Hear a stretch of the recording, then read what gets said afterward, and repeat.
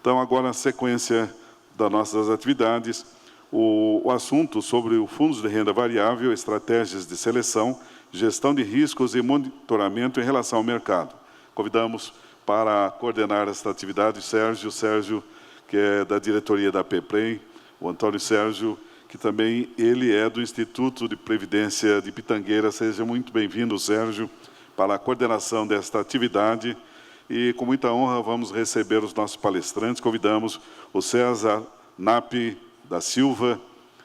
Muito obrigado pela presença. Ao Marcelo Sandri e também o Cristiano Piccolo. Sejam muito bem-vindos, nossos palestrantes. Queremos agradecer aos patrocinadores, eles que representam também parte dos nossos patrocinadores aqui do nosso evento. Todos tenham uma ótima atividade e dando as boas-vindas a vocês e apresentando os nossos palestrantes, o Sérgio.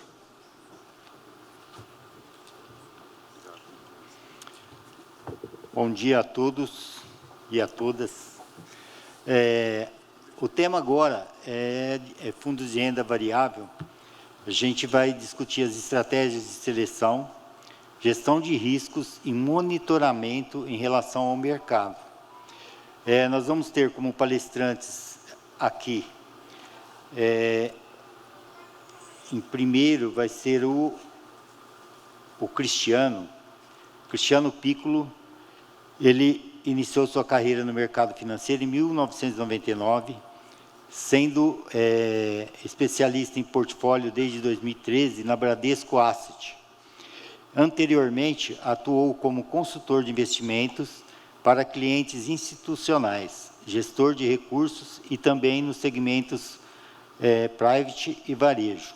Durante esses 25 anos de experiência, passou por diversas instituições, como a Mercer Investment, Unibanco Asset, Itaú Asset e no Banco Safra. Cristiano é graduado em Engenharia Mecânica pela Escola de Engenharia Mauá de São Paulo. Na sequência, vamos ter o César Augusto Napp Cardoso da Silva. Ele é formado em Economia pela PUC do Rio Grande do Sul, possui certificação de investimento sustentável, certificado pela CFA, com atuação desde 2011 no mercado de renda variável, atua na Asset do Sicredi desde 2021 e atualmente é gestor responsável pelas estratégias de renda variável e ESG.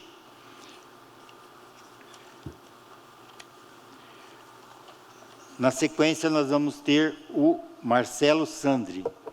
Com mais de 15 anos de experiência como analista de ações, é sócio da Perfin, responsável pelos investimentos da Perfin Infra, estratégia em ações listadas no setor da infraestrutura e responsável pela cobertura do setor na Perfin. Iniciou a carreira na RXZ Investimentos, atuando nos setores financeiros, telecom e consumo, focando em ativos no Brasil e no exterior. Posteriormente, ingressou na Oni Partners como sócio fundador e responsável pelas coberturas de telecom, seguradoras, consumo e energia. É formado em Engenharia Eletrônica pela Escola Politécnica da Universidade de São Paulo, com especialização em finanças, pelo Politécnico de Milano, na Itália, e possui a certificação CFA Chart Holder, desde 2015. Então, nós vamos iniciar agora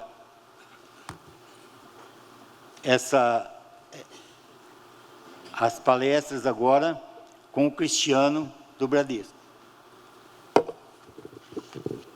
Obrigado.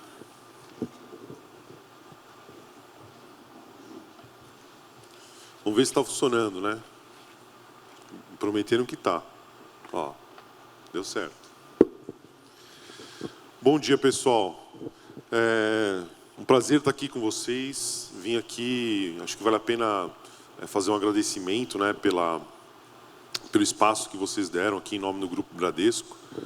É um assunto interessante, né? Até legal falar sobre renda variável com a bolsa subindo 1,5, né? Então, dá até um certo ânimo, né? O meu objetivo aqui é cobrir um pouco de visão de cenário, o que a gente está pensando para investimento em renda variável. Estou olhando aqui no relógio para respeitar o tempo, tá? Então, basicamente, né, começando falando de cenário, isso aqui é a nossa projeção de crescimento global, e a gente está projetando para esse ano um crescimento de 2,9% no mundo e 2,8% o ano que vem. Tá? Então, é o mundo desacelerando. Tá? O mundo desacelerar pode não ser tão positivo, não é tão animador, mas, por incrível que pareça, para mercados emergentes, é um ótimo cenário. Tá?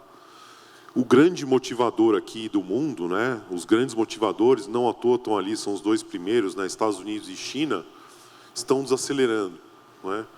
E isso é bom porque, vou pegar Estados Unidos, se Estados Unidos estivesse voando, né, explodindo de crescimento, eles atrairiam recursos do mundo inteiro.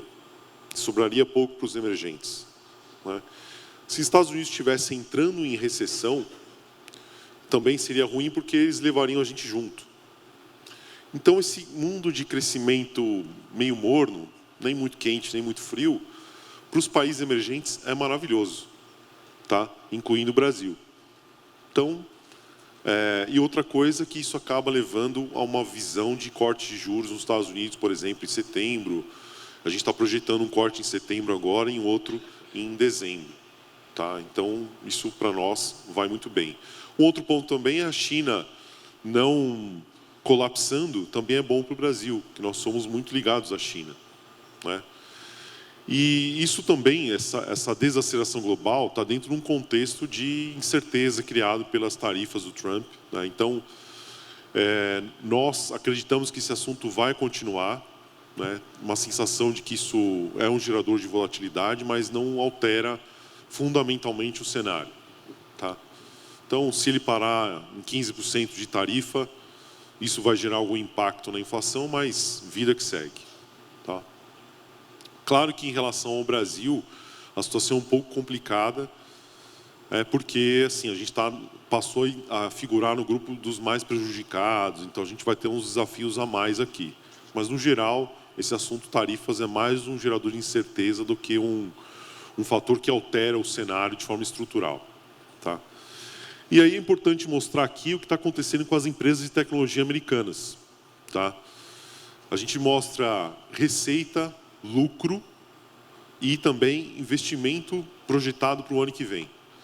Então, notem que as empresas estão superando os resultados em termos de receita, superando em termos de lucro. Isso aqui, a última barrinha, é o resultado do segundo trimestre desse ano, o mais recente. Tá? Então, vejam que as empresas americanas estão indo muito bem, a despeito de toda essa incerteza. E a projeção de investimento para o ano que vem é muito, muito positiva. Claro que aqui eu estou falando de empresas de tecnologia e elas são muito alavancadas com inteligência artificial. Mas é um ponto importante, é uma referência para o mercado. Tá? E aqui a gente tem um resumo do Brasil. Tá? Então, no Brasil, a gente está projetando 2,2% de crescimento para esse ano, 1,8% para o ano que vem, inflação de 5% para esse ano, 4,4% para o ano que vem, Selic de 15% esse ano e 12,75% para o ano que vem. Tá? Então, é um cenário com juros reais elevadíssimos, é o maior aperto monetário do Brasil dos últimos 20 anos, é um cenário maravilhoso para quem quer ficar no CDI e superar a meta atuarial, né?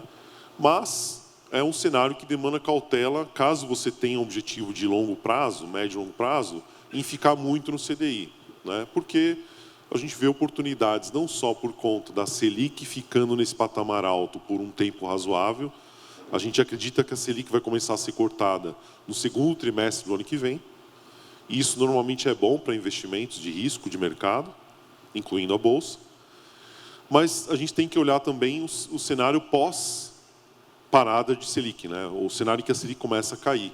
Tá? E o que acontece nos anos seguintes. Tá? Então, intuitivamente, o investidor pessoa física, ele pensa assim, não, eu vou ficar no CDI, eleições, né? Com juro desse tamanho, basicamente 1,2 ao mês, é uma maravilha, né? Só que é justamente nesses momentos que surgem as oportunidades, tá? A gente vai abordar isso. Então, aqui a performance das bolsas em dólares no ano, né? O mês de julho foi especialmente ruim para o Brasil. O Brasil teve uma performance ruim ali, não só pela bolsa, que caiu 4%, mas também pelo real, que se desvalorizou. Mas no ano, a gente ainda está entre os melhores. Tá? Veja que os países que estão ali liderando são México, Chile, China e Brasil. Países emergentes, né? Enquanto que Estados Unidos ali, o S&P 500 está com retorno positivo, mas isso também é importante, porque o cenário do primeiro ali de abril era catastrófico. Então a bolsa americana se recuperou muito rápido, de forma surpreendente. Tá? E esses países que estão se dando bem nesse ano, eu diria que tem um mix aqui. Uma parte tem a ver com política, outra parte tem a ver com a questão de tarifas. Né? Então o México está se dando muito bem na parte de tarifas, a Rosenbaum, a presidente mexicana, está fazendo um bom trabalho. O Chile tem expectativa relacionada a eleições esse ano. A China está conseguindo se ajustar a esse cenário desafiador. Então, anunciaram uma hidrelétrica, a maior hidrelétrica do mundo, o início da construção lá no Tibete. Né? E o Brasil, olha só, está ali, figurando entre os melhores, por incrível que pareça, tá? Mesmo com tanta incerteza. Tá? A gente acha que isso tem a ver com o passado, que estava muito barato o Brasil, mas também tem um pouco de expectativa em relação ao futuro. E aqui a gente mostra o fluxo do investidor global em fundos de ações. Do lado esquerdo, o fluxo do ano passado, bolinha vermelha é saída, bolinha verde é entrada. Então veja que os Estados Unidos teve um fluxo de mais de 500 bilhões de dólares. E do lado direito, o fluxo desse ano. Então vejam que o fluxo para os Estados Unidos não foi tão grande e ele já começa a se espalhar para outras regiões, Europa e América Latina. Né? Então, e não está indo para a Ásia. Né? Então tem várias coisas aqui. Né? Primeiro, o investidor esse ano ele está vendo que a bolsa americana está muito cara, né? E que o Trump deu a louca no Trump. Né? Então ele prefere diversificar a sua estratégia. Né? Só lembrando que Estados Unidos representa mais de 70% de um portfólio global. Então, quando ele tira um pouquinho desses 70% e coloca nos outros 30%, já faz diferença. Outra coisa é, China está se tornando um país não investível para investidores, principalmente americanos. Tá? Então, tem empresas americanas, fundos de pensão americanos, proibindo investimento na China, tá? Por questões políticas. E aí, quando o investidor global vai diversificar investimentos, em relação aos Estados Unidos, ele vai encontrar o quê? Europa, América Latina e Brasil também. Então, o Brasil acaba recebendo um fluxo também, como a gente chama, né, por WO. Tá? E a gente acha que essa tendência deve continuar, tá? Dado esse cenário que eu coloquei. Aí, quando a gente olha o fluxo só para o Brasil, vejam só que o fluxo para esse ano foi bastante positivo, mas ali no mês de julho foi negativo, 10 bilhões. Foram 35 bilhões para o ano e 10 bilhões negativos no mês. Então, efetivamente, o mês de julho foi um mês de parada aqui, de fluxo. Né? Todo esse noticiário em relação a tarifas e todo o noticiário político, toda a incerteza aqui, fez o investidor dar uma parada no fluxo. Dá para dizer que isso é algo permanente? Não acreditamos. Dá para dizer que 100% disso tem a ver com o que eu comentei? Pode ter sido apenas uma realização de lucros também. Né? Mas acho que também o cenário acaba colaborando. Do lado direito, a gente tem o fluxo para fundos de renda variável e multimercados, ainda muito negativo. Então, o brasileiro está fazendo a seguinte conta. Por que eu vou para o risco? Vou para o CDI. Né? Natural isso. A questão é, isso faz sentido para investidores como nós, institucionais, investidores de longo prazo? Talvez não. Né? Aí a gente mostra aqui um outro ponto, que é a conta que a gente fez para avaliar o fluxo estrangeiro. Entrou 30 bilhões esse ano. Teria mais para vir? Qual é o potencial disso? Quando a gente pega o peso de investidores emergentes, né, de mercados emergentes num portfólio global, ele aumentando somente em 1%, isso significa 96 bilhões de fluxo para o Brasil. Tá? Então, assim, pode vir muito mais apenas com esse movimento de diversificação global. Né? Outro ponto, a alocação de investidor institucional é a menor da história em bolsa. Né? Olha que ponto chegamos. Né? O investidor está certo, até agora ele fez uma boa estratégia. Né? Mas, normalmente, quando a alocação é muito baixa, que as oportunidades surgem. Tá? Uma outra forma de ver isso, né, e como a gente está olhando investimento no Brasil, a nossa tese é o seguinte, ela é voltada para uma visão de dólar fraco, né, fim de ciclo de juros não só nos Estados Unidos como aqui no Brasil, de alta de juros, e expectativa de mudança de governo. Tá? Essa é a nossa tese para o Brasil. O que a gente vê de risco? Alguma recessão no mercado americano, que é um risco baixo. O risco fiscal no Brasil, que vai continuar, a gente vai continuar convivendo com isso, principalmente nesse período de eleições. E o preço das commodities, né, caso haja um problema global de recessão. Como nós estamos encarando as nossas estratégias? A gente tem focado uma alocação em setores mais defensivos, setor elétrico, saneamento básico, setor de shoppings, bancos, setores que vão bem num cenário desafiador como a gente está vivendo. E uma alocação menor em commodities, tá? Basicamente em Vale, Petrobras, empresas que acabam sofrendo com esse mundo desacelerando. Tá? Aqui a gente tem a performance setorial no mês de julho e no ano. Então vejam que muitos setores tiveram performances impressionantes. Né? Setor de educação, mais de 100%, tecnologia 50%, bancos 30%. Muitos setores que são voltados à economia local e que estavam muito depreciados. Tá? Um outro ponto que acho que vale a pena colocar é a questão do fluxo de recompra de ações. Então a gente percebe que as empresas estão recomprando suas ações. Isso é o inverso do IPO. Isso significa que a bolsa de agora é uma bolsa menor do que ela foi há 5 ou há 10 anos. As empresas compram essas ações, tiram de circulação, isso diminui o tamanho da bolsa, e o investidor, quando vai para a bolsa, ele encontra um mercado menor. Então, isso faz com que a questão técnica de investir em bolsa seja diferente.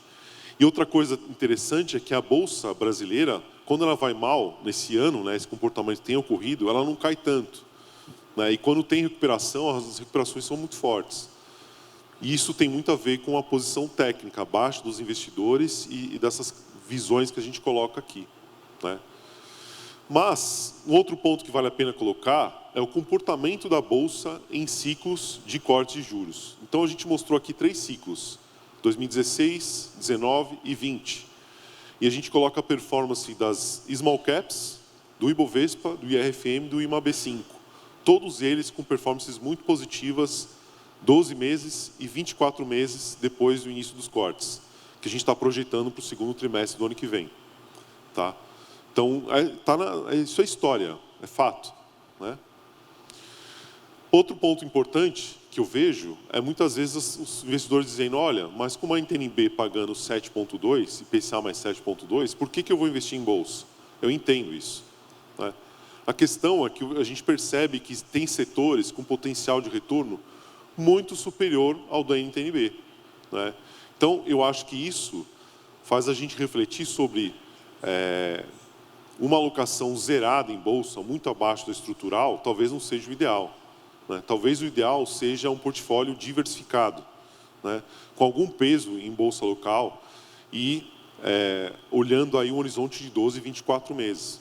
Também acreditamos que investimento em bolsa no Brasil não é algo para ser feito assim, de forma radical, toda de uma vez. Dá para você fazendo gradualmente, à medida que a gente vai tendo oportunidades mês a mês. Tá? Então, essa foto aqui é uma boa forma de avaliar o quanto que é o custo de oportunidade de se investir em bolsa no Brasil. Até porque, no caso das NTNBs, a gente vai ter resgates. Né? As NTNBs vão pagar cupom, vão vencer. E onde a gente vai poder investir quando isso acontecer lá na frente? Né? Isso não acontece na bolsa, é diferente. Tá? E eu encerro aqui minha parte, deixo espaço aqui para o pessoal seguir. Acho que eu cumpri o tempo. Obrigado, Cristiano. Na sequência, a gente vai passar a palavra para o César, que vai fazer a explanação da parte dele aqui. Obrigado. Alô, alô. Esse aqui. Valeu. Imagina. Gente, bom dia. Vou tentar ser tão eloquente e fácil de se compreender quanto o Cristiano, até porque o assunto, às vezes, ele se torna bastante técnico, então, por favor, vocês levantem a mão aí, caso eu não esteja sendo suficientemente claro, que aí a gente passa a bola e vamos para outro assunto. Eu vou puxar um pouco, o Cristiano já falou bem um pouco do cenário macro, eu vou tentar puxar a bola, puxar a brasa um pouquinho para o nosso assado e falar um pouco da parte mais micro. E por que eu vou fazer isso?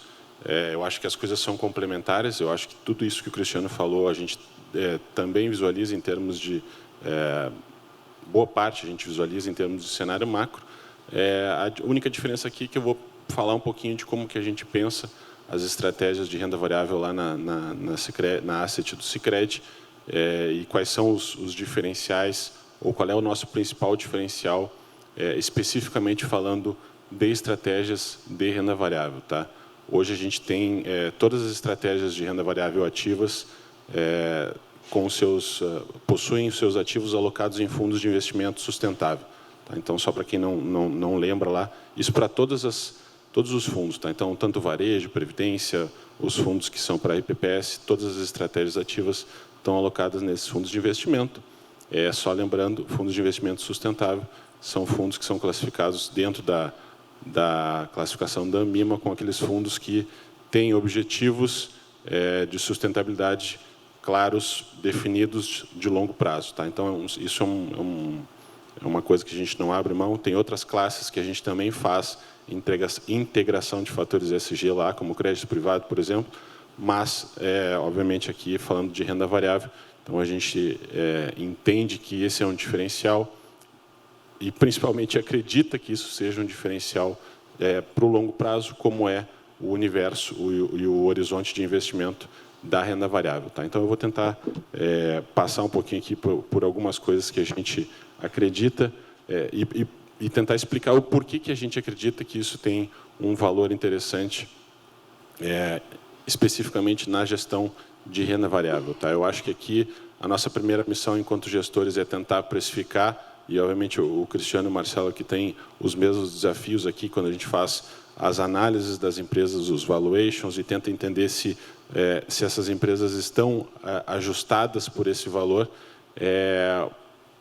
Todos nós temos esse dever fiduciário enquanto gestores do dinheiro de todos vocês. O que a gente tenta fazer aqui é fazer a integração desses três fatores. Então, analisar como que as empresas se comportam dentro da governança, quais são os gestores, quais são os diretores, qual é o dono dessa empresa, quais são as atitudes que ele toma, se isso está claro para todos os investidores e para todo o mercado. Tá? Além disso, a gente também faz a análise de como que a empresa se relaciona nas outras duas esferas, tanto na esfera ambiental quanto na esfera social. Quais são os impactos que essa empresa gera para a sociedade, tanto em relação ao efeito social, quanto em relação ao efeito ambiental. Isso é uma via de mão dupla, tá? É o impacto que a empresa tem para o meio ambiente e, ao mesmo tempo, o impacto que o meio ambiente pode exercer nas operações da empresa, que eu acho que essa é a parte mais interessante, que eu vou falar um pouco mais adiante, e os riscos que estão associados na medida em que a gente já vem percebendo que algumas alterações climáticas relevantes que nós vivemos tendo, principalmente aqui no Brasil, têm impactado, de alguma maneira, as operações de diversas empresas, e no caso das empresas listadas, isso não é diferente. Tá? E eu acho que o ponto principal aqui que eu ressalto é tentar mensurar, na medida do possível, quais são esses riscos e quanto esses riscos efetivamente valem ou impactam na operação dessas empresas. Tá? Eu acho que o nosso diferencial aqui é tentar fazer essa mensuração e anexar ou introduzir isso dentro dos modelos tradicionais de valuation que todo mundo faz para a seleção dos ativos que compõem o nosso portfólio. Tá? E o último ali que a gente coloca como um quarto ponto importante é o engajamento, oportunidades de engajamento e embasamento que a gente tem com as empresas. Tá? Isso tem sido uma ferramenta bastante interessante de troca com as empresas. Tá? Isso até a gente não imaginava no início que o regulador estaria tão atento. Então, a gente tem alguns casos práticos, inclusive, se der tempo aqui, eu acho que eu comento no final, para a gente não se passar, porque a gente está com o tempo meio estourado aqui, na hora de perguntas e respostas até eu consigo comentar, mas a própria Ambima, que é o regulador desses fundos, tem estado bem atenta para as atividades de engajamento com as empresas, para entender como os gestores estão influenciando as empresas na tomada de decisão dentro dessa consolidação de impacto, seja na esfera ambiental, social e na própria governança das empresas. Tá? Então, a gente tem tido boas trocas com as empresas, com cases interessantes, mas depois a gente entra um pouco mais. Tá? Eu acho que tem um ponto interessante que ajuda e vem ajudando muito, que é a evolução da regulação para as empresas e a ajuda que isso dá para os gestores que têm esse tipo de preocupação, que fazem essa integração de fatores ESG na gestão dos portfólios. Tá? Essa é uma das medidas, aumentar a diversidade, isso gera um impacto extremamente importante, principalmente na governança, mas também tem um efeito importante na esfera social das empresas. Essa é uma medida que já vai entrar em vigor esse ano, no modo Pratica ou Explica, ou seja, todas as empresas que não se adequarem a essa medida, se optarem por não se adequar, precisam explicar por que não vão se adequar. Então, isso é interessante, porque leva a empresa a refletir sobre o tema e gerar uma explicação do porquê ela não gostaria de se enquadrar nesse efeito. Então, acho que a gente tem um caminho ainda longo aqui para percorrer. A gente tem bastante empresa que ainda não se adequou a esse modelo. Acho que é um efeito de governança, de aumento de governança possível e bastante interessante. Mas eu acho que o próximo aqui, que eu vou me deter mais e que é onde eu vou falar nos próximos 3 slides, que é onde ajuda e traz uma evolução bastante interessante. Eu falei lá no início, a gente acredita que incorporar fatores ESG melhora a análise das empresas.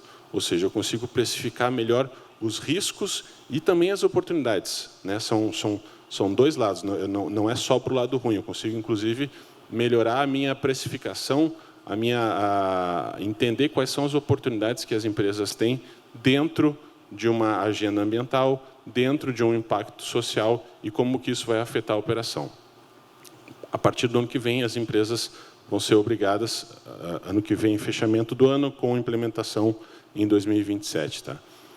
As empresas vão ser obrigadas a fazer a divulgação desse relatório, conforme as normas do IFRS 1 e 2, para tentar justamente mensurar, ajudar os gestores e os investidores a tentar mensurar quais são os impactos e qual é o tamanho dos riscos que tem nas operações em relação às esferas ambiental e também de sustentabilidade, e aí falando sobre efeitos de clima, ou produtos, ou outros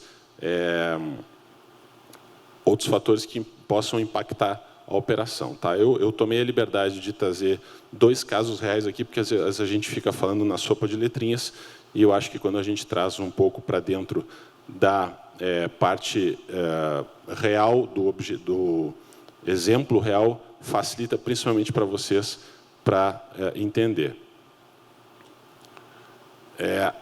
Nesse ano, só 2 empresas reportaram de modo voluntário essa mensuração de riscos e oportunidades em relação a fatores climáticos, por exemplo, nas suas operações. A Vale foi uma delas e a outra foi as lojas Renner. Tá? Eu tomei a liberdade de tirar esse exemplo direto do relatório da empresa. Aquelas partes do slide em azul, mais ou menos, são as oportunidades que ela identificou durante o ano passado na esquerda e, em termos de oportunidades, nos próximos 10 anos na direita. e os quadrados vermelhos são o que ela identificou de riscos potenciais na operação, tanto na operação do ano passado, que é na esquerda, né, e ao longo dos próximos 10 anos na direita. O que eu acho que vale a pena a gente trazer de destaque na operação? Todo mundo, obviamente, ficou sabendo do impacto que as enchentes tiveram no Rio Grande do Sul no ano passado. A Renner tem a sua sede lá no Rio Grande do Sul, em Porto Alegre especificamente. Várias operações da empresa sofreram com as enchentes. O centro da capital ficou praticamente submerso durante mais de 30 dias. Isso causou não só na operação da empresa, mas também a operação da cidade, da logística da cidade como um todo. Muita gente sem conseguir transitar, sem conseguir ir para o trabalho. Isso acabou impactando a operação da empresa. Então, ela traz aqui de maneira real quanto que isso afetou na operação. Então, tem um impacto ali na esquerda de mais ou menos uns 10 milhões de reais. E isso é monetizado, isso é concreto e ajuda quem olha para a empresa, quem analisa a empresa, a ter um impacto desse tipo de evento climático na operação. Assim como a própria empresa identifica que, para o futuro, esse tipo de evento pode e deve se tornar mais recorrente. Quanto que isso poderia gerar de impacto negativo na operação?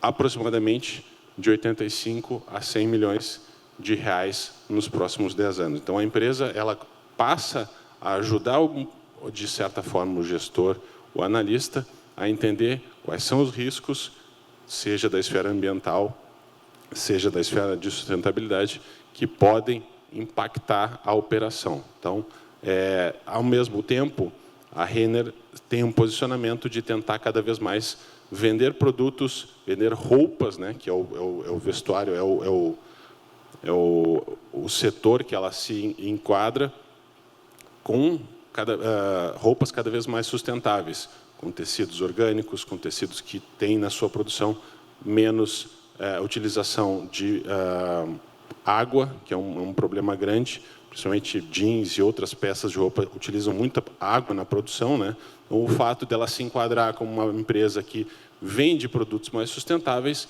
traz benefícios. E ela vai lá e joga, em 2024, a gente teve um benefício de aproximadamente 100 milhões de reais por ter este posicionamento. Então, esse tipo de melhoria na regulação e na abertura de informações das empresas é o que ajuda a gente a tornar, a monetizar, a materializar para cada um dos casos quais são os impactos que a atividade da empresa pode ter em relação a eventos climáticos, por exemplo, ou um enquadramento em produtos de sustentabilidade. Tá? Esse é o exemplo da Renner. Tem um outro que é bastante interessante também.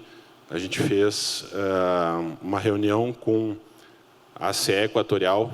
A CE, para quem não sabe, é a distribuidora de energia lá do Rio Grande do Sul, na litoral, região metropolitana e litoral. Essa operação foi adquirida pela Equatorial, pelo Grupo Equatorial, que é listado em 2022, e aí assumiu ali em 23, em 22 exatamente. E nós fizemos uma reunião com eles, que deveria ter sido feita no ano passado, e nós não conseguimos fazer reunião no ano passado, justamente porque todas as operações estavam embaixo da água com a enchente que ocorreu no ano passado. E aí, dentro da apresentação, eles estavam falando um pouco sobre eventos climáticos e a incidência desses efeitos nas operações. Eu tomei a liberdade de trazer um pouco para vocês entenderem o quanto isso tem se tornado cada vez mais recorrente na própria operação das empresas, o quanto isso tem impactado a operação das empresas. Qual que é o racional aqui? A gente vê que, num cenário pós-pandemia, o Rio Grande do Sul sempre sofre com 1 ou 2 eventos de temporal, vendaval, e isso para uma distribuidora de energia é muito importante, porque gera falta de energia, todo mundo sente aqui, todo mundo sabe como é que funciona quando vem o temporal lá, a gente já imagina, em algum lugar alguém vai ficar sem luz, vai cair poste, enfim, tem todo um problema com a fiação nossa aqui. E o que a gente vê é que esses de 2 a 3 eventos clássicos e que sempre acontecem nas épocas mais chuvosas tomam proporções absurdamente maiores à medida em que os últimos anos passam. Então, a gente passa de uma média de 2 a 5 eventos para o ano de 2023, que foi extremamente catastrófico, com mais de 20 eventos, 2024 com 14 eventos, e 2025 a gente não estava nem na metade, e a gente já tem 6 eventos. Qual que é a conclusão que eu quero trazer para vocês aqui? De maneira geral, as empresas precisam entender quais os riscos que elas estão expostas e tornar e alterar suas operações mais eficientes, tendo a noção exata do quanto isso vai impactar nas operações de maneira geral. Então, acho que isso só reforça a nossa preocupação de olhar para esses eventos, de trazer isso para dentro da avaliação das empresas e tentar colocar um pouco mais de materialização nesses eventos para cada uma das empresas que a gente analisa lá. Tá? Então, acho que a minha participação era essa. Obrigado.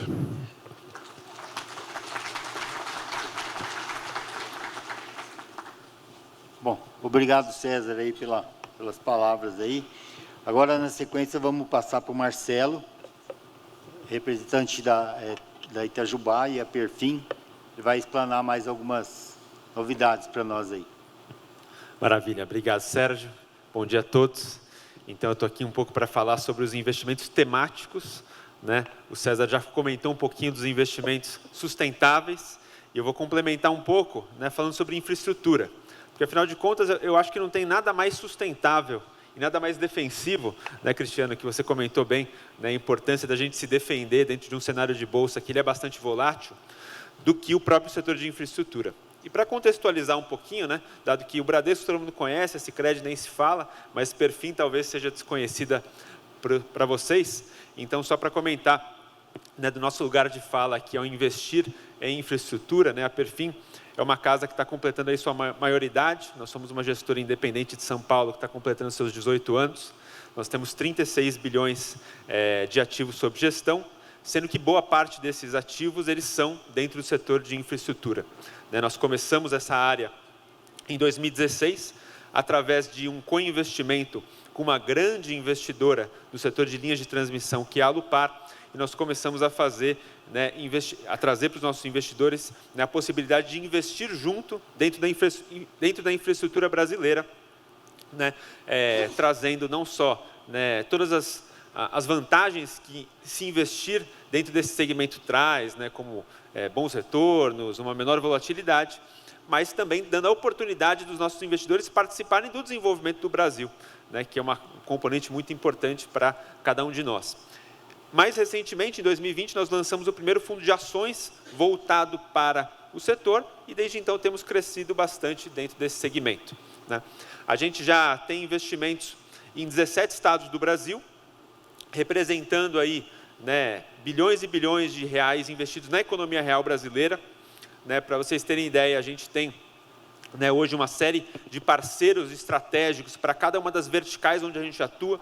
Então, a Alupar, que é a maior construtora, né, privada do setor de transmissão, é parceira nossa para os nossos investimentos que fazemos, né? A Vibra Distribuidora de Combustíveis, ela foi durante muito tempo parceira nossa nos investimentos de energia renovável, que nós fizemos através de uma investida chamada Comerc, né? Nós somos parceiros da Egea, que é a maior empresa de saneamento privado do Brasil, para investir em toda a região sul, né, César? A gente vivenciou bem, né, as enchentes, e a gente teve uma atuação muito decisiva para mitigação de todos esses efeitos através dos nossos investimentos.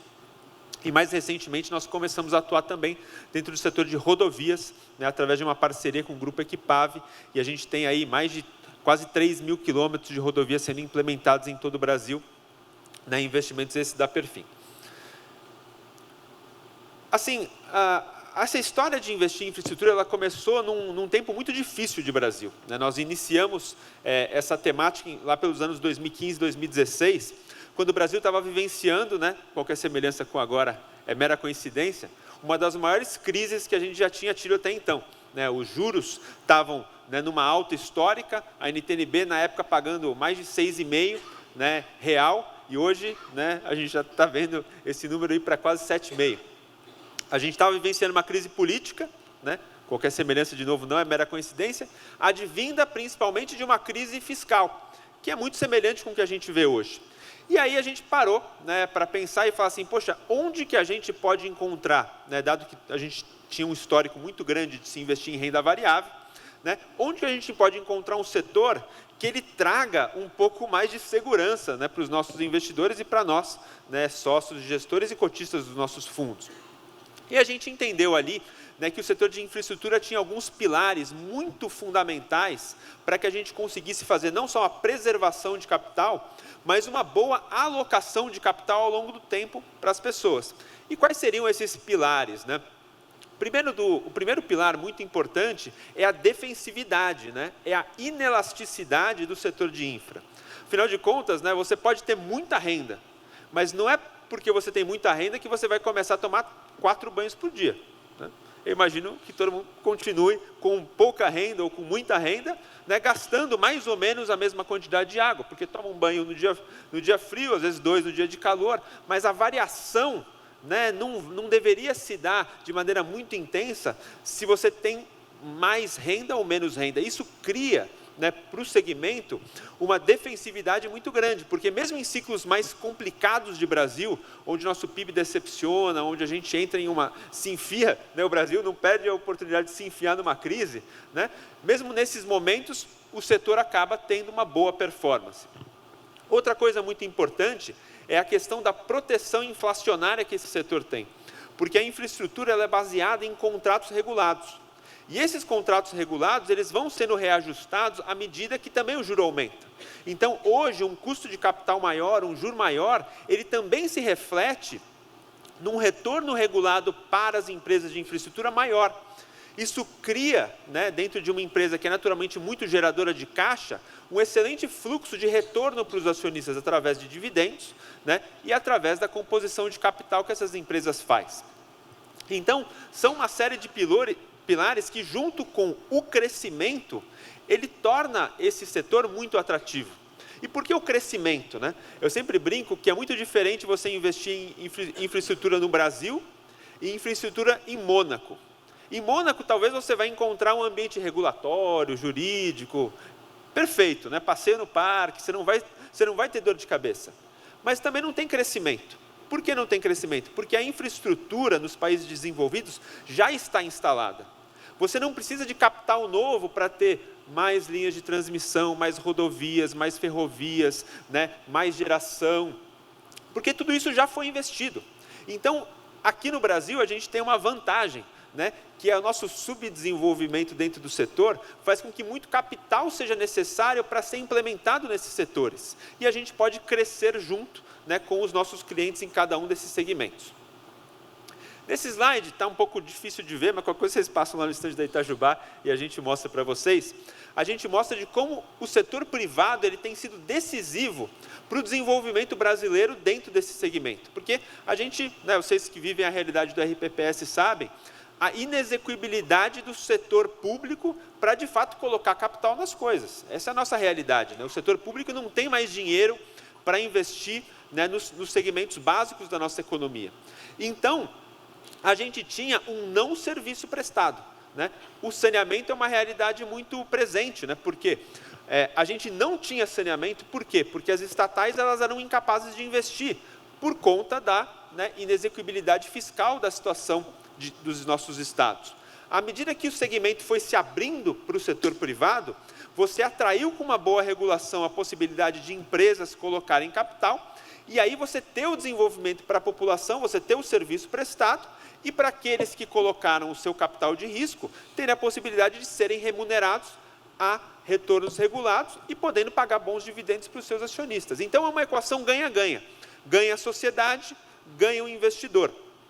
E isso foi uma realidade em vários setores da economia brasileira, mas ela ainda não é uma realidade suficiente, porque a gente tem, de fato, no Brasil, um gap, né, uma falta de investimentos em infra muito, muito, muito grande. Né, eu sempre trago alguns dados, mas que vocês já devem, né, estar careca de saber, é só, né, chegar até aqui, vocês veem que falta, muitas vezes, uma condição adequada para as nossas estradas, né, a realidade do saneamento do Brasil ainda, né, é uma lástima, né? A gente tem muita incerteza e muita insegurança na nossa energia elétrica, né, por conta de uma série de más decisões também que foram tomadas na nossa matriz energética. Então, você precisa ainda de muitos investimentos, né? O Brasil deveria investir mais ou menos uns 4% do PIB em infraestrutura todo ano, e a gente investe pouco mais de 2%. Então, está faltando capital, né, e o setor privado está sendo fundamental para trazer uma revolução, né?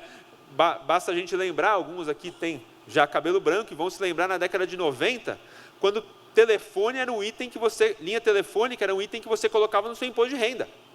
Né? Eu me lembro que meu pai me conta, né, eu tenho um pouco dessa realidade, né, na minha infância, começo da minha adolescência, mas que se ganhava dinheiro alugando linha de telefone fixo. E hoje é um negócio impensável. Por quê? Porque nos anos 90 houve, né, a abertura dos investimentos para o setor privado dentro de telecomunicações, e hoje todo mundo vive uma realidade completamente diferente, com smartphones 5G, pegando talvez em algumas boas partes do país, né? Não vou dizer todo o país, mas é uma realidade. Hoje não tem mais presença estatal dentro desse setor, e o setor se transformou, né? Outro exemplo foi o setor de energia, né? Todo mundo viveu isso, né, o grande apagão do início dos anos 2000, né, não foi o bug do milênio, mas foi o apagão mesmo do Brasil, o racionamento de energia. Por quê? Por falta de investimento. À medida que o setor, né, de energia elétrica foi se abrindo para o setor privado, né, houve, de fato, a universalização do setor de energia no Brasil. Agora a gente está vivendo uma nova década, né, a década, né, do saneamento e das rodovias. Né, o setor privado, né, foi convidado para participar desse jogo, né, e a realidade já está mudando. Dá um exemplo prático para vocês, né, a Perfin ganhou, junto com a EGEA, né, a privatização da empresa do Rio Grande do Sul, a Corsan. E quando nós chegamos na Corsan, a gente se deparou com os números dos índices de saneamento que o Estado apresentava. E mais ou menos naquela época, 18% da população do Rio Grande do Sul, que é a quarta maior economia do Brasil, tinha acesso a esgoto tratado na sua residência. 18%. Né? Essa é um índice de cobertura que ele se equivale mais ou menos aos países da África subsaariana, né? A Namíbia, a Tanzânia, né? Com todo respeito a esses países, mas é inadmissível, né, um país, né, uma economia como a do Rio Grande do Sul ter um atendimento desse. Na verdade, ninguém deveria ter, mas, né, o setor privado já colocou isso, né, e tem trazido investimentos, e a gente crê que isso é uma realidade que vai se materializar para vários outros setores também da infraestrutura brasileira.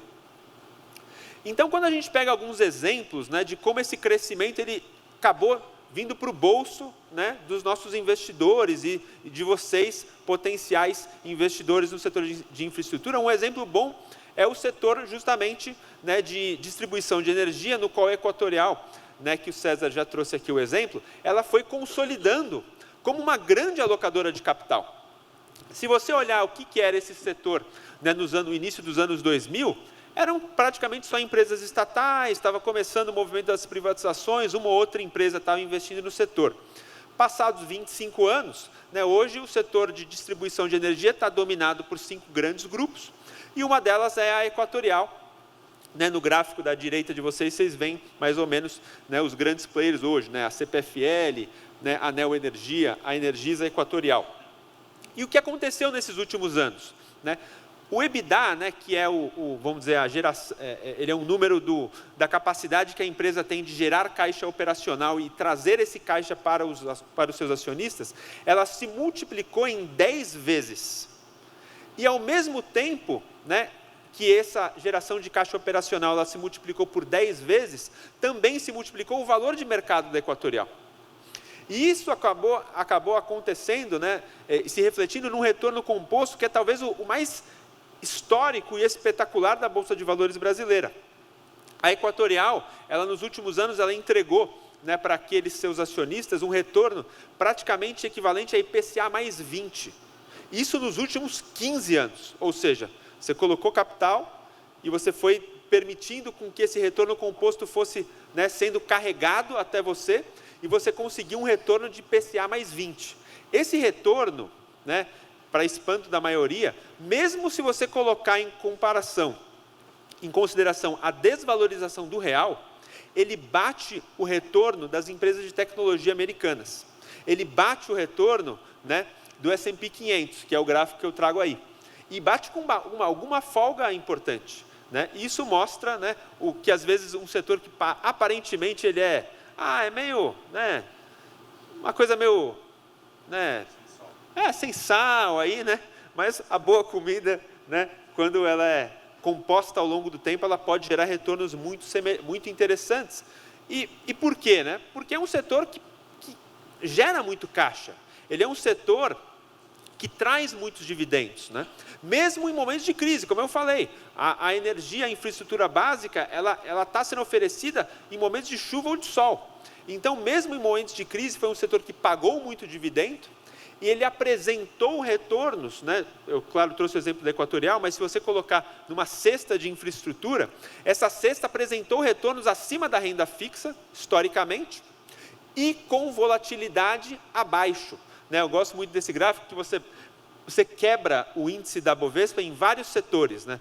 Consumo, materiais básicos, bancos, né? Commodities, varejo, e você tem ali, né, o setor de utilidades públicas, né, que está na sua esquerda. Por que ele está na sua esquerda? Porque ele tem menor volatilidade. E por que ele está acima dos demais pontos? Porque ele também apresentou mais retorno. Então você teve mais retorno e você também teve menor volatilidade. Isso, né, você pode colocar aqui uma série de fatores que eu não vou ponderar para quantificar isso, mas isso foi, né, dinheiro real sendo composto para a sua rentabilidade. E aí eu fecho aqui essa apresentação dizendo assim, bom, beleza, né? Isso tudo foi verdade até então, mas será que isso continuará sendo uma verdade para, né, os próximos anos? Será que, né, dado que esse setor já gerou retorno, será que ele vai ter a capacidade de continuar gerando retorno? E aí, né, eu me volto para o Cristiano, que teve, né, algumas pessoas que fizeram esse favor para nós, né, de deixar a bolsa barata. E não é, assim, é um reflexo do que eu vi, né? A plenária passada aqui era de renda fixa, o pessoal estava ficando de pé ali, né? Não tinha nem lugar para sentar, né? A plenária de renda variável, Cristiano, está mais vazio. Mas isso é um reflexo do desânimo, né, que os investidores tiveram com bolsa nos últimos anos. Mas a vantagem é que agora a gente tem a possibilidade de comprar a bolsa, sendo ela muito barata. E é bom que a gente faça isso, né? Você compra, né, barato e para depois vender caro. E a gente tem hoje, né, os retornos do setor. Esse gráfico ele mostra bem isso, né? Aquilo que o Cristiano falou, a capacidade de que as empresas têm, comprando-se nos preços, nos valuations atuais, a capacidade que você tem de gerar retorno acima da renda fixa. A gente chama esse retorno acima da renda fixa, né, de prêmio de risco de ações, no inglês, né, o Equity Risk Premium. Esse prêmio, ele hoje está em valores históricos. Você nunca teve prêmios tão altos para se comprar e se investir em ativos, né, de renda variável, né, linkados à infraestrutura no Brasil. Esse prêmio hoje está quase 600 pontos para além dos retornos das NTNBs. Isso mostra, né, de fato, uma geração potencial muito grande para quem estiver comprando bolsa agora, porque está comprando depois de terem múltiplas pessoas saído, né, investidores institucionais, estrangeiros e tudo mais. Então, né, essa é a nossa mensagem. A gente tem, né, lá na casa um veículo para se investir via ações dentro do setor de infraestrutura, que é uma coisa que é comum no mundo inteiro, né? No mundo inteiro tem gestoras que fazem, né, esse investimento temático em infraestrutura no Brasil, e a gente, através, né, do perfil InfraEquity, tem a capacidade de trazer esse potencial para vocês. Mas é isso, agradeço aí a atenção. Obrigado, Marcelo. Para a gente completar a dinâmica da palestra, a gente elaborou algumas perguntas que serão específicas aos palestrantes e fica aberto para algum queira complementar a questão. Então, a primeira a gente vai fazer para o Marcelo. Qual o papel de uma maior alocação em infraestrutura pode apresentar para uma carteira de ativos de risco? Maravilha, Sérgio. Obrigado pela pergunta. Acho que essa pergunta é fundamental para todos os alocadores, né? Os alocadores, eles têm, em geral, né, uma cesta de ativos de renda variável e eles estão pensando em fazer, em primeiro lugar, uma diversificação, né? E o que é muito importante do setor de infraestrutura é que ele apresenta uma descorrelação com outros investimentos de renda variável. E por que isso acontece, né? Justamente porque ele é anticíclico, né? O setor de infraestrutura ele vai bem mesmo em tempos de crise. Foi aquele exemplo que eu trouxe, né, Sérgio? Ninguém vai tomar 3 banhos só porque está mais rico. Mas o que isso se reflete na prática? As empresas geram caixa, faça chuva ou faça sol. É claro que ninguém está torcendo por uma crise, né? Porque a crise também impacta o custo financeiro das empresas. Mas essa anticiclicalidade, né, isso traz uma descorrelação com outros investimentos em renda variável, né? Quando um fundo investe, né, dentro de uma carteira de ações, aí esse cara fala assim, vou diversificar, né, vou investir em 4 fundos. Mas aí você explode a carteira desses 4 fundos, são sempre os mesmos ativos, né? Quando a gente faz um investimento temático, a gente tem a possibilidade de fazer um investimento diferente, que ele tem mais retorno, né? De fato a gente viu que as janelas de infraestrutura são atraentes, né? Mas eles têm menos risco também, por conta desse fator anticíclico. Isso coloca, né, a carteira do alocador numa curva ideal, né, de investimento. A gente chama, né, essa curva de fronteira eficiente. Essa fronteira eficiente, ela ganha, né, algum destaque, porque você tem a possibilidade de fazer um investimento com um risco-retorno mais interessante. Eu já tenho aqui. Obrigado, Marcelo. Vamos direcionar uma agora para o Cristiano, do Bradesco. Qual a estratégia para calibrar a exposição em renda variável, vislumbrando a queda de taxa de juros e eleições de 2026? Bom, essa pergunta é interessante, né, porque eu sinto algumas armadilhas que os investidores são sujeitos, né? Então, a primeira delas é imaginar que existe uma bala de prata, né? Que eu tenho uma opção salvadora. Eu acho que não. Eu acho que você tem que buscar diversificação sempre, né? Outra coisa que eu vejo muitas vezes quando se aloca em renda variável, o investidor pensa assim, eu vou investir em bolsa, então eu vou para o risco, vou investir só em fundos small caps. Também eu acho que não é bem assim. Acho que uma carteira de renda variável vale a pena ter uma alocação diversificada, uma estratégia temática, né? Uma outra estratégia também, uma estratégia mais defensiva, com dividendos, né? É uma forma de você investir no setor elétrico e você ter alguma defensividade, né? Nosso fundo de dividendos lá, por exemplo, ele tem uma capacidade de pegar, em momentos de queda, cair 30% ou menos do que a bolsa. Em momentos de alta, ele está quase acompanhando, ele 90% da alta. Curiosamente, esse ano, a gente está conseguindo um resultado de Ibovespa mais 5%. Né? Então, mesmo sendo uma estratégia mais defensiva. Então, em resumo, eu acho que a melhor forma de lidar com esse ambiente de corte de juros, que vai começar o ano que vem, é ir investindo gradualmente, tá? À medida que o mercado dê oportunidades, olhar a diversificação na sua estratégia de renda variável, ter uma parcela defensiva ou temática, não ficar só numa direção só, e ter uma alocação no exterior também, não que dali você vai ter muito retorno, mas pelo menos você tem alguma questão ali de proteção cambial, né? O risco de estar em outra moeda ajuda muito a você correr risco no Brasil, tá? E outra coisa vai ter volatilidade, isso é certo. Não espere tranquilidade para se investir, isso faz parte da nossa vida. Com certeza, né? Tranquilidade, muito difícil. Obrigado. Agora para o César.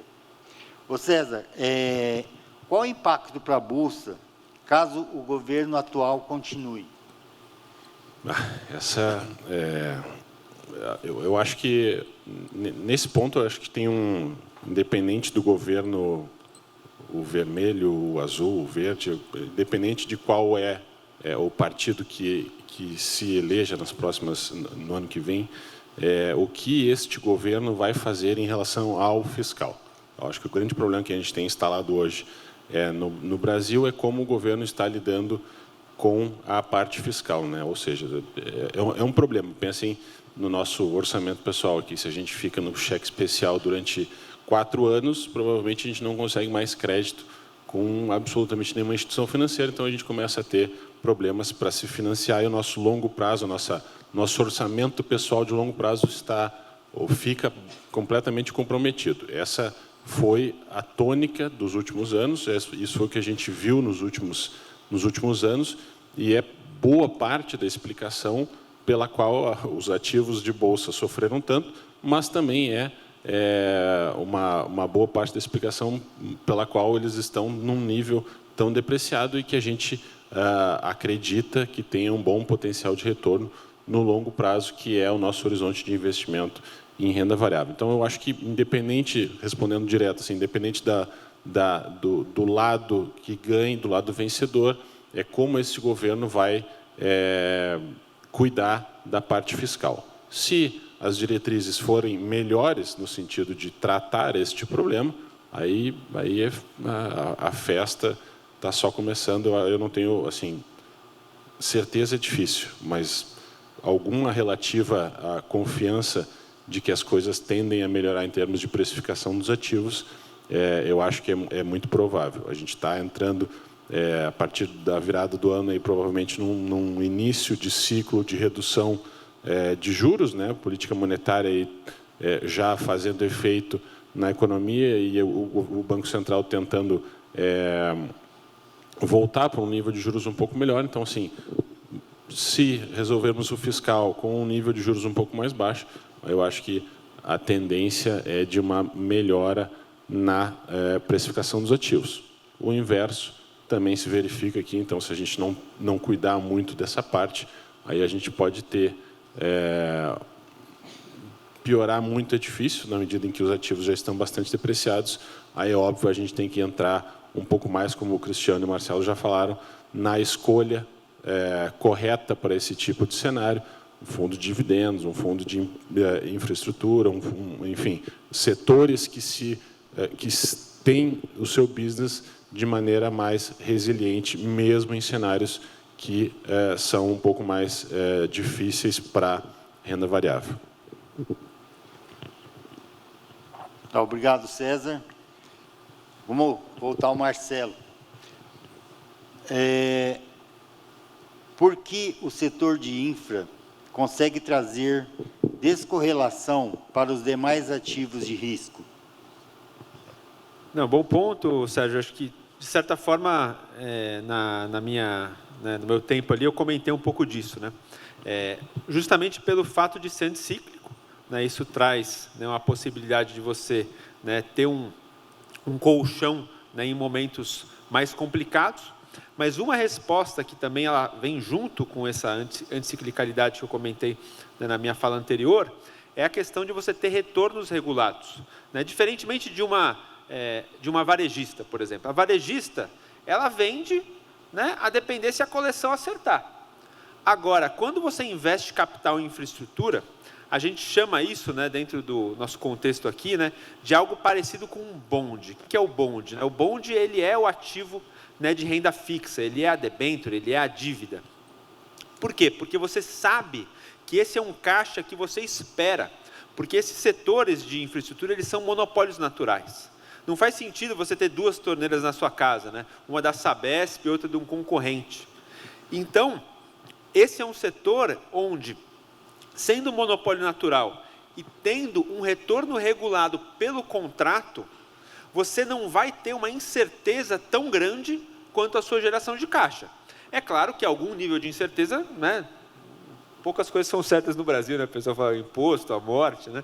Mas você tem que cobrar dos clientes, você tem a dívida, então você tem alguns níveis, né, de incerteza com relação à sua geração de caixa, mas o contrato não, o contrato ele é regulado, o preço que você cobra ele é regulado, a demanda ela é esperada, por quê? Porque são setores inelásticos, então as pessoas vão se movimentar nas rodovias, isso é uma previsão que, claro, tem um crescimento natural, uma alavancagem quando o PIB está mais forte, mas isso é uma coisa que ela vem numa constante. Então, diferentemente de outros setores da Bolsa, que tem essa volatilidade, né, de acertar uma coleção, de acertar uma tecnologia, de ter uma obsolescência tecnológica, né? Tem uma coisa, Sérgio, que a gente fala muito com os nossos clientes, né? Tem muitos fundos, hoje em dia, que estão, né, aparecendo aí, dizendo assim, não, mas eu faço proteção à inflação com um monte de setores, né? É commodities, é shoppings. É verdade que alguns desses setores têm alguns contratos nos quais eles conseguem repassar a inflação, mas nem sempre você tem essa certeza, né? Porque se, né, a capacidade dos consumidores de colocar o seu dinheiro naqueles produtos ele meio se exaurir, o cara vai parar de consumir um calçado. Então pode ser que, dá um exemplo, né, uma empresa como a Arezzo, uma empresa excelente, mas pode ser que em algum momento, por mais que ela tenha um nome de moda, ela não consiga mais repassar a inflação. E aí você gera para o investidor dessa companhia uma perda de renda. Já nas empresas de utilidades públicas, isso é muito diferente, porque as pessoas não vão deixar de consumir aqueles produtos porque elas precisam delas, né? São necessidades básicas de todo mundo. Então você consegue repassar a inflação, você consegue ser anticíclico, e aí você consegue se diferenciar dos demais setores da Bolsa.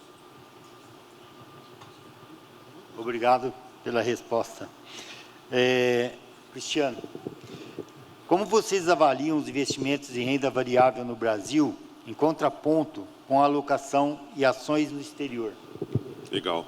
Acho que um ponto que eu gostaria até de complementar do Marcelo, que foi muito bom, mas as empresas do setor elétrico, elas repassam a inflação integralmente, mas, na verdade, a mais, né?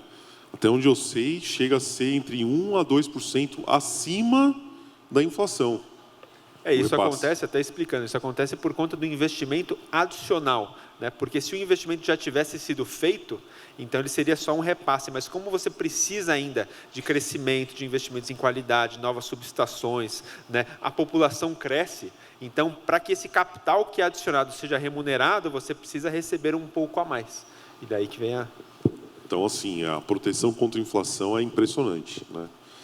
Bom, e sobre investimento no exterior, esse é um assunto recorrente, né? Porque a gente tem várias situações diferentes, né? Os investidores estão cada um no seu tempo entrando nesse segmento e é algo diferente para nós, né?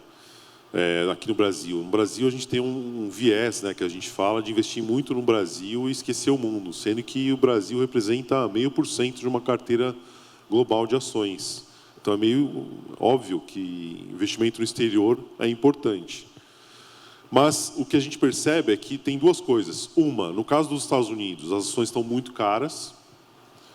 No caso do mundo, você tem opções interessantes, né?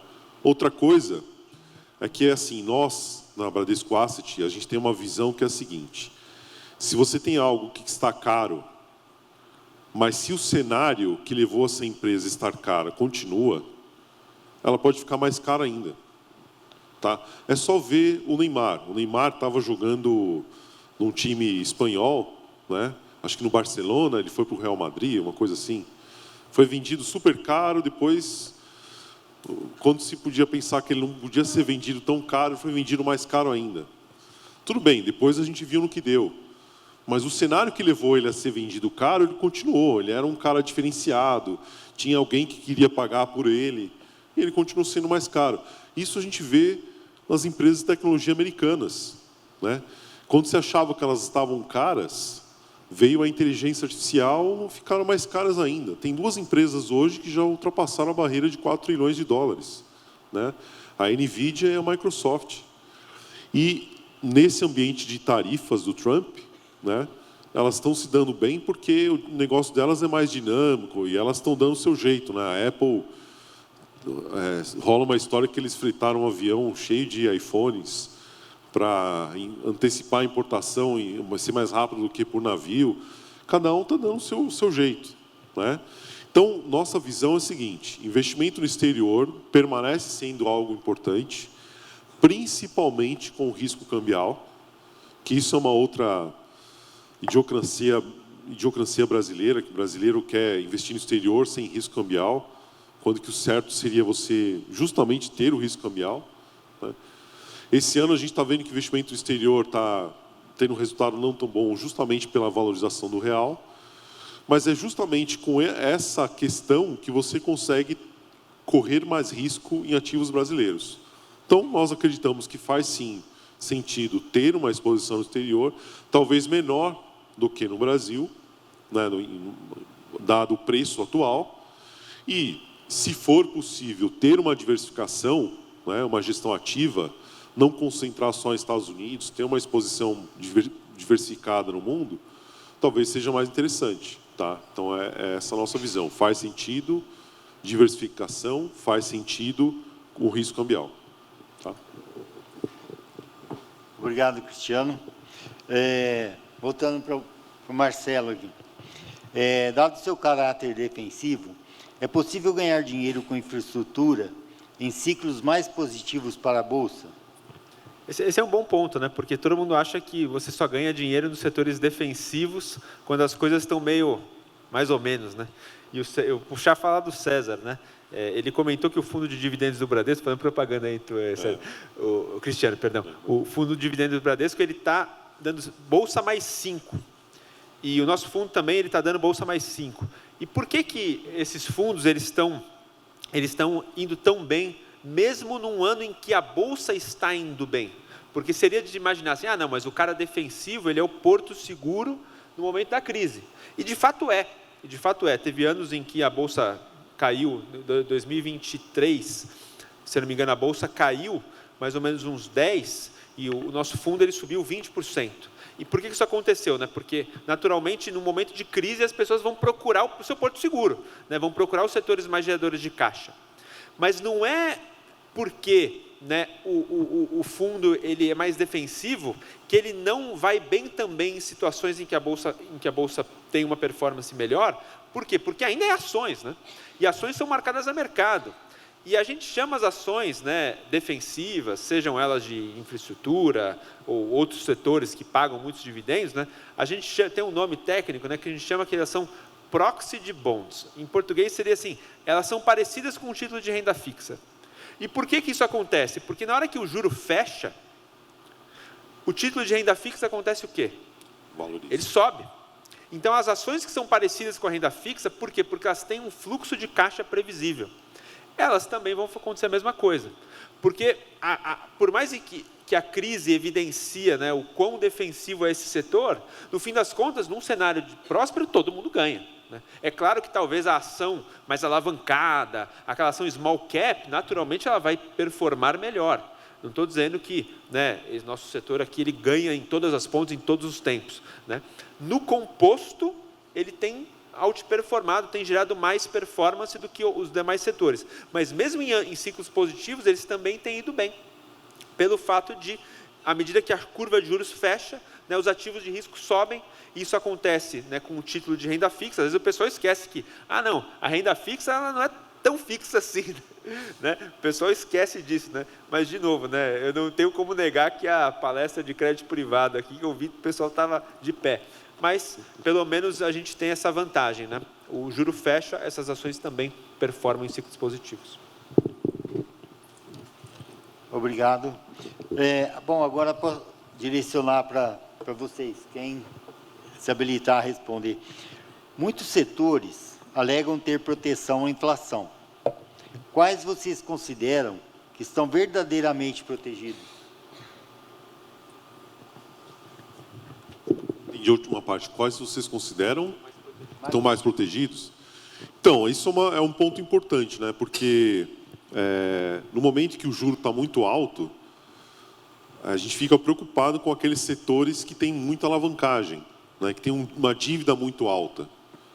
Então, isso é preocupante. Então, normalmente, as empresas do setor de varejo, do setor de construção civil também, né? Sofrem bastante. Né? Agora, a gente vê o caso inverso. No caso de construção civil, o setor está indo muito bem, mesmo com essa característica. Né?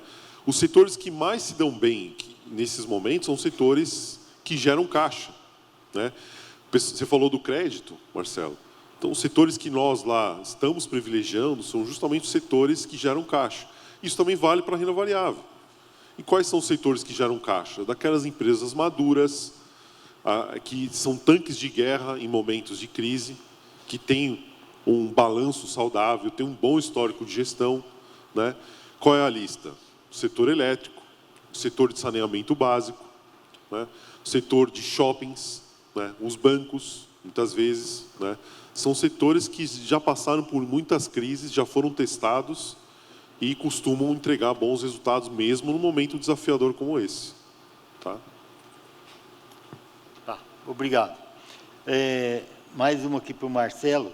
Quais benefícios tangíveis para o país os investimentos privados em infraestrutura trouxeram ao longo desses últimos anos? Essa é uma pergunta que é até legal compartilhar com o César, né? Porque eu sempre brinco, nada é mais sustentável ESG, né, do que os nossos setores, né?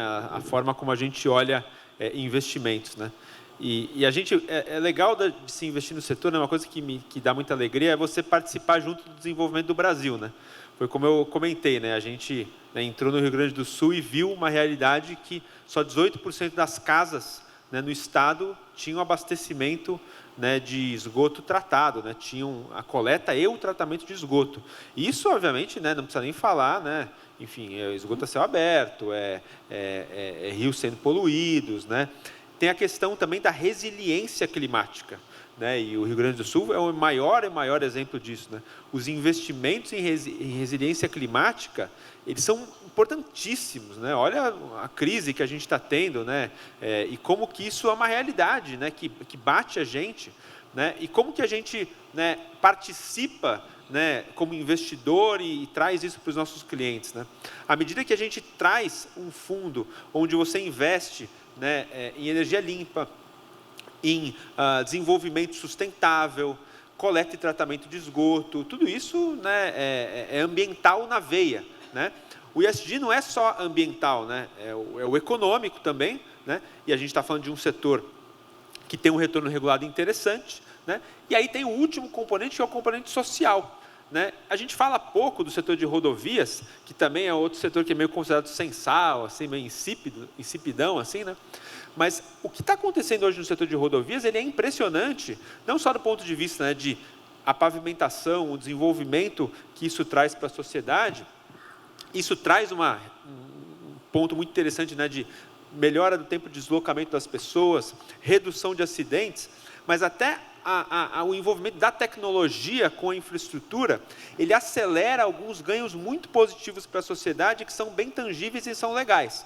Por exemplo, nas nossas estradas agora, né, isso para os investidores dos nossos fundos de capital privado, mas isso também vale para o nosso fundo de ações, porque ele também investe em ações do setor de rodovias, né? Está sendo trocado agora os pórticos de pedágio.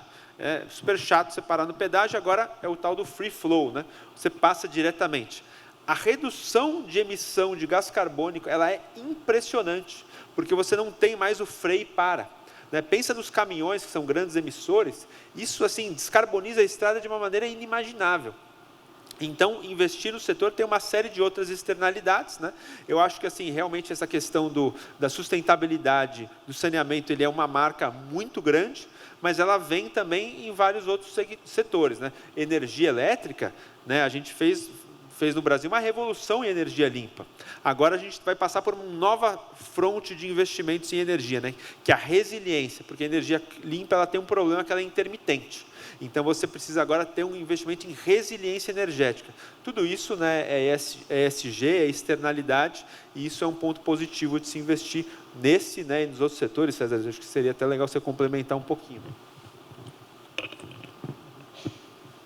Eu acho que tu já falaste bem, mas a parte que a gente mais vê como ponto interessante é para as empresas de infraestrutura, que é o caso de que o negócio delas está intimamente ligado com o bem-estar dos seus clientes, né? Então, quando há essa necessidade do alinhamento estratégico da empresa estar alinhado com metas que melhoram, trazem benefício para o bem-estar das pessoas, esse é o que a gente considera como o alinhamento máximo entre o negócio e aquilo que a gente acredita que é um ponto extremamente positivo. Então, o setor de infraestrutura, como tu comentaste, está intimamente ligado, e tem outros setores também, acho que o próprio setor de hospitais também está intimamente ligado. Então, até o varejo, de alguma forma, a gente tem algum tipo de alinhamento estratégico com isso, mas eu não tenho dúvida que, no caso de infraestrutura, esse alinhamento ele é quase que obrigatório, não tem como fugir disso. Obrigado. Bom, o tempo está esgotando, vou fazer a última pergunta aqui, aí está direcionada para vocês, qualquer um, responderem. Qual o impacto da questão fiscal brasileira para os investimentos privados? Então, eu acho que o fiscal brasileiro ele acaba sendo como um gargalo, né? Assim, o Brasil está sendo quase que sendo enforcado, né? Os governos federal, estadual, municipal estão cada vez menos capacitados a investir, né? E os bancos também estão perdendo espaço. O que a gente está vendo é o setor de infraestrutura crescendo, tem as debêntures incentivadas, debêntures de infraestrutura também, a renda variável, o mercado de capital brasileiro, ele está se mostrando um grande financiador, né? Então, eu encaro isso como uma oportunidade para nós investidores, né, ajudarmos nesse processo e termos bons retornos, tá? Eu vejo isso como favorável, só que é desafiador. A gente tem que estar aqui numa palestra com não tanto apelo no momento, mas eu acho que tem espaço sim para se investir, é um mercado ímpar, né? Eu complementaria falando sobre essa questão do orçamento público, né? O fiscal, é claro que ele pega todo mundo, né? Ele pega a gente na pessoa física, ele pega os investimentos na pessoa jurídica, né? O Brasil precisa consertar esse negócio de uma maneira ou de outra, né? Espero realmente que, né, enfim, os governantes aí se ajudem. Mas tem um ponto positivo, pelo menos para os investidores privados, né? Porque como o orçamento público ele fica engessado, ele não consegue mais fazer esse investimento, então o que ele precisa? Ele precisa fomentar o setor privado a fazer o investimento que ele não fez. Então, ele precisa trazer um retorno bom, porque senão ninguém, né, na situação fiscal que a gente está, se o retorno não for adequado, ninguém vai colocar capital para risco. E como o orçamento público não tem como fazer esse investimento, não resta outra alternativa. Então, isso até puxa um ponto, né, que normalmente se pergunta muito assim, mas o que vai acontecer se o governo continuar numa toada muito ruim, refratária? Hoje, o governo ele depende do setor privado para investir, seja em infraestrutura, seja em qualquer outra coisa. E se ele afugentar capital, aí perde-se todo mundo, porque o bolso público faz, vai reestatizar. Mas o Estado não tem dinheiro para fazer o investimento. É diferente de sei lá, na França, fala assim, mas já foi feito todo o investimento e acabou a concessão, né, porque o ativo é público, então você né, desfruta dele de um determinado período, e aí acabou a concessão, o governo traz ele de volta. Mas o investimento já foi feito. Aqui não, a gente precisa do investimento ainda ser materializado, ser realizado. Então, a falta, né, de orçamento público, por mais que ele pesa sobre o custo de capital, porque o fiscal está apertando todo mundo, ele é ruim, né, está do jeito que está, mas pelo menos ele mostra a necessidade, né, de que o privado faça o investimento, e para se atrair capital, os retornos têm que estar lá em cima, porque senão também ninguém vai colocar o capital para trabalhar. Então, ao mesmo tempo, isso acaba sendo uma vantagenzinha, né, que o setor tem. Ok, muito obrigado aí pela explanação de vocês. Em nome da APPREM, da diretoria da APPREM, gostaria de agradecer aí o Cristiano, Marcelo, César, agradecer a confiança também das empresas de vocês, Bradesco, a Perfin, Itajubá, Sicredi, aí por confiarem em nossa associação, estarem nos prestigiando. Então, em nome da associação, a gente queria entregar um mimo a vocês. Obrigado. E agradeço aí a participação de todos. Vamos para o almoço agora. Retornaremos às 14h.